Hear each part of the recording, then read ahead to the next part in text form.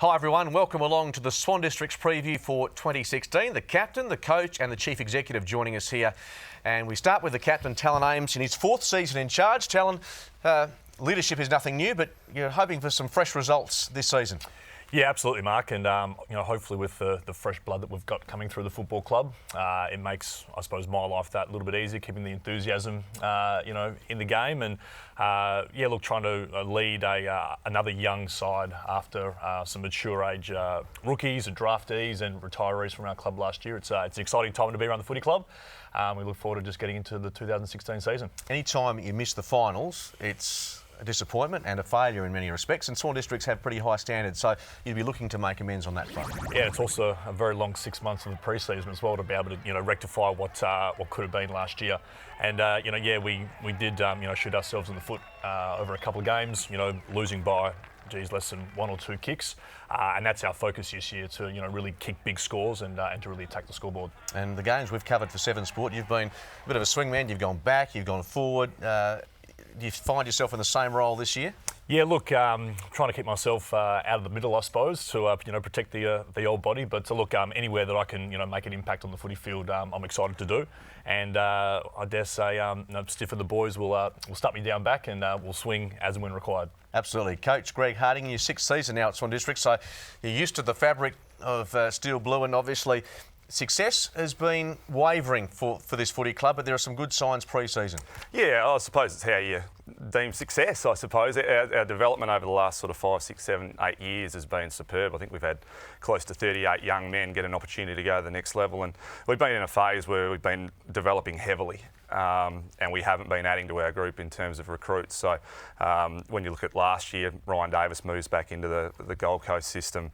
Nathan Broad goes to Richmond, and we have another 2 or 3 boys get on rookie lists. So the success of the club's been built around our kids. And luckily, we've been able to maintain some on-field success as well. We've been able to compete in finals over the last 3 or 4 years. Just missed out last year. We feel like our foot's on the till a little bit. Our young kids, because we've been putting our time into the kids, they've all had a really solid taste of WAFL footy. And then when we get Graham Jetta back into the system, Murray Newman, we've been able to add Freddie Clutterpark into the system after Ryan Crowley went out to Essendon. So we think that our success is going to be based on the quality of our kids coming through our junior zone.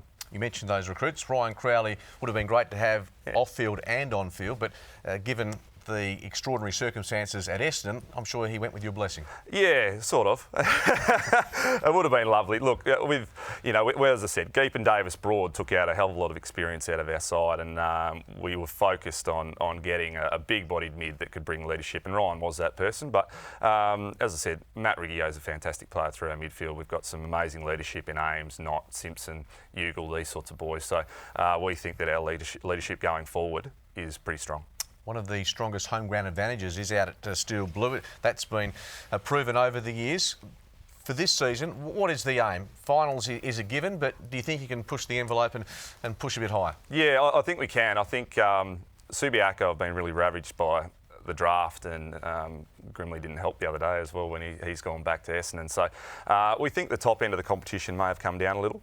I reckon the bottom end's come up a bit with Perth recruiting strongly and East Fremantle, South Fremantle. So we think that if everything goes right, your squad stays sound and the old boys here play 18, 19, 20 games, we think that the opportunity to get a double chance is right there. You looked at our history last year, we were right there. We had a lot of small losses.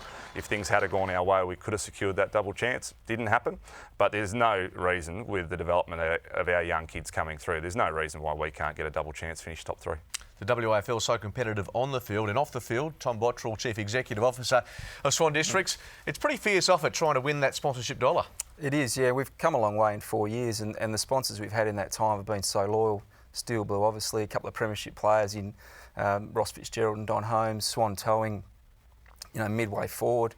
They've all just backed us to the hilt. We've recently just signed another 5 years with BHP. So, from the troubles we were in sort of 4 or 5 years ago, they've just stuck so firm and loyal to us, and we still have a fair bit of work to do, but we've certainly come a long way, and thanks to our sponsors that have stuck with us when they could have walked away. As you say, stability financially for the football club has come along in leaps and bounds after a bit of a shaky period. So that must leave everyone at the club feeling a bit more comfortable about the future. Yeah, well, at least we can deal now with the same issues that every other club has, and that's finding, additional sources of income. Where the first few years we were, certainly the first 12 months, worrying about whether we could pay the wages. So we're now in quite a solid position, and we still need people to come to the games and support us.